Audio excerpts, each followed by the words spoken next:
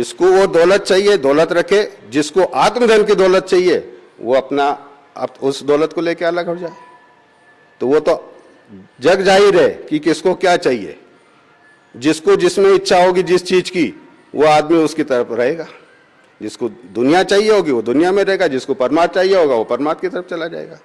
दो ही रास्ते हैं, और तो कोई हमेशा से चला आ रहा है, आज की बात नहीं है। संत मत में भी ये होता है कि हमेशा दो रास्ते पे चले लोग।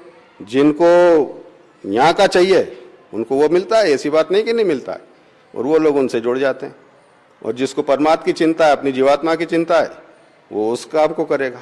और उसको ये प्रमाण है हिंदुस्तान के अंदर कि राजाओं ने परमार्थ के लिए राष्ट्र छोड़ दिए हैं,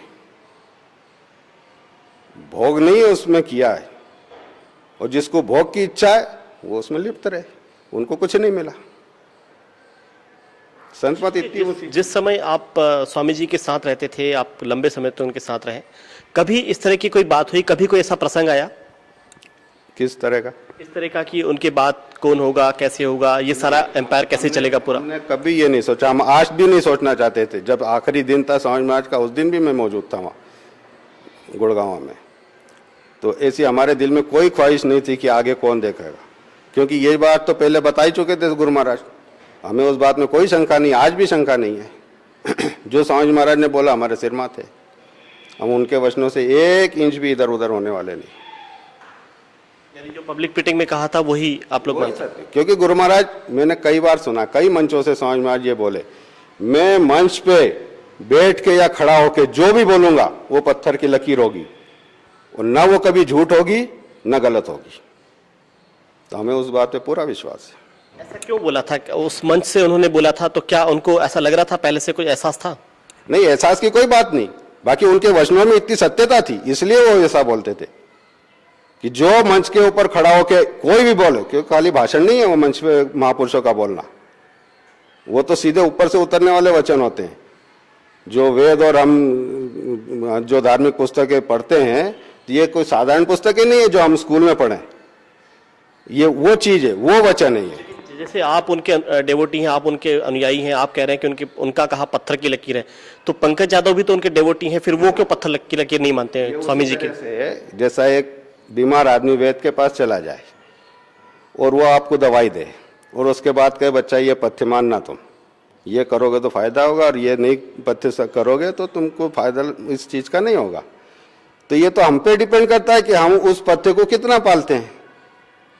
अगर हम पालेंगे तो हमारा फायदा होगा, वरना नहीं तो वो जो बीमारी वो बढ़ती चली जाएगी हमारे अंदर। जो दुनिया की बीमारियां हैं आज की तारीख में, काम क्रोध लोभ मोह अहंकार, ये हमें बढ़ती चली जाएंगी।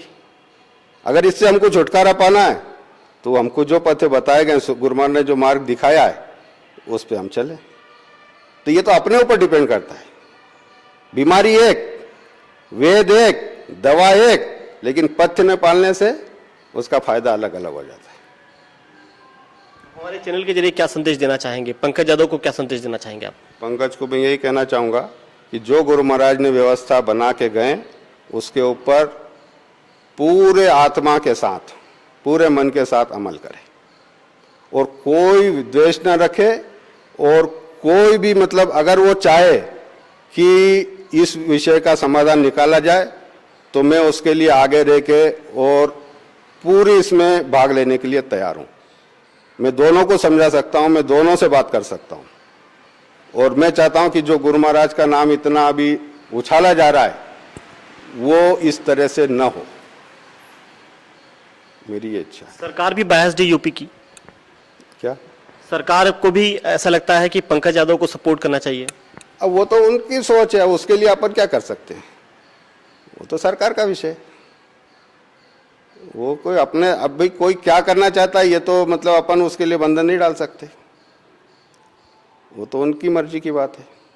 लेकिन ऐसा लग रहा है कहीं गुमराह कर रहे हैं सरकार को। अब ये सरकार एक अलग विषय होता है, व्यवस्था की बात होती है, और ये संस्था है संत मत की, तो इसको गुमराह तो कर नहीं सकते हैं। लेकिन जब विचार थोड़े से, जो मैं पथ्य वाली बात बताई कि उसमें आदमी उलझ जाएगा, उसको नहीं पूरे तौर से मानेगा, तो हो सकता है उनके ऊपर कुछ असर हो उस बात का। मैं सत्यजीत सिंह देशमुख। देवास।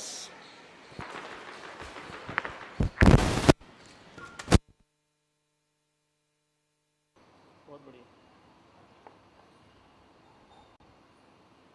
तो उसका वो जो बॉम्बे होगी ऐसा करके जो एक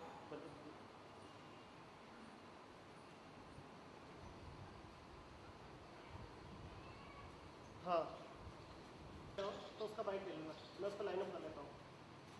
हाँ, है ना? हाँ हाँ,